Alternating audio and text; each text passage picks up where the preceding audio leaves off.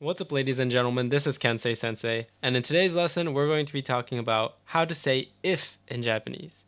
In other words, we're going to be talking about conditionals, where we say if this happens, then this happens, or when this happens, this happens. In this lesson, we're going to be talking about 4 different grammar points in Japanese: tara, to, ba, and nara.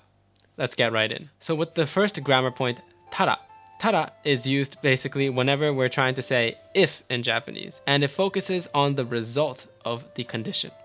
So let's take a look at an example sentence. このボタンを押したら音が出るよ. This sentence basically means if you press this button, it will make a sound. So whatever comes before tara is the condition. If this condition happens, then this will happen. If you press this button, then it will make a sound. The most important thing to note about tara is that it is sequential. The first thing must happen first, and then the resultant action will take place. Let's take a look at another example. 雨が降ったらピクニックをやめよう. 雨が降ったらピクニックをやめよう. Again, the condition in this case comes before tara. 雨が降ったら. So this sentence means if it rains, let's cancel the picnic. So the tara form is the most versatile and most flexible form of saying if in Japanese. However, again, it's very important to note that it is sequential. The first action must happen in order for the resultant action to happen. In order to get the tara form, you have to conjugate a verb or an e adjective to its past plain form. Once you get its past and plain form, you can add ra. So for example, 食べる turns into 食べた, and then you add ra, 食べたら. And for e adjective, for example, かわいい turns into かわいかった, and then we add ra, かわいかったら. With na adjectives and nouns, we just add だったら. So for example, きれいだったら. きれい is a na adjective, so we add だったら, きれいだったら. Let's move on to the second grammar, which is to. The to form is very similar to the tara form, except it's usually describing when an action always results in another action. So it's commonly used when we're describing nature or habits, where one thing will always result in another thing.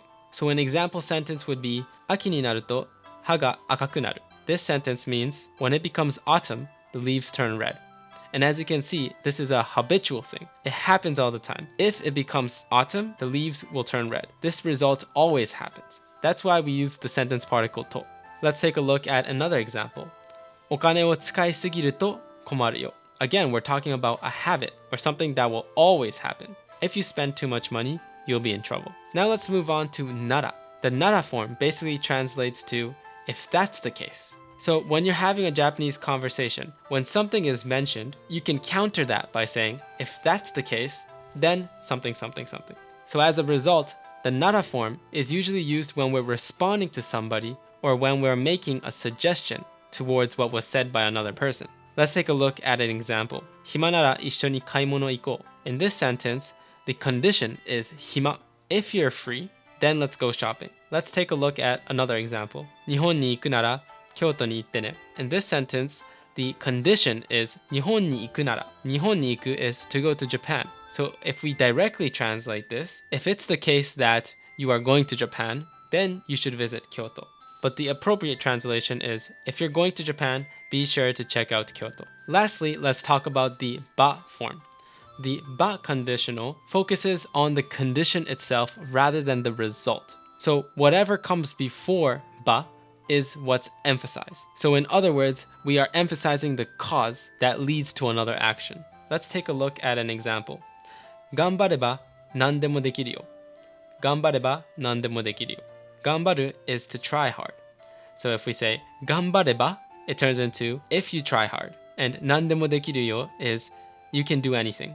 So 頑張れば何でもできるよ turns into if you try hard, you can do anything. And we are putting emphasis on the cause, which is 頑張れば if you try hard. Let's take a look at another example. 時間があれば手伝います. This sentence means if I have time, I'll help. And again, the condition is being emphasized where the condition is if I have time. If I have time, I'll help.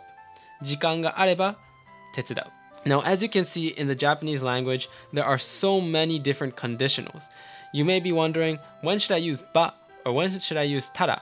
Honestly, it doesn't really matter that much. As long as you know the difference and you practice them, usually they are very interchangeable in Japanese sentences. So my suggestion is for you to write out different sentences using different conditionals and then mastering them in your Japanese conversations. In my next lesson, I'm going to be further talking about the ba form because the ba form is very flexible and we can use it in many different ways. But if you learned something new, make sure to like the lesson and subscribe. If you want to participate in my Japanese to English language exchange Discord server, make sure to check out the link below. But until next time, mata ne.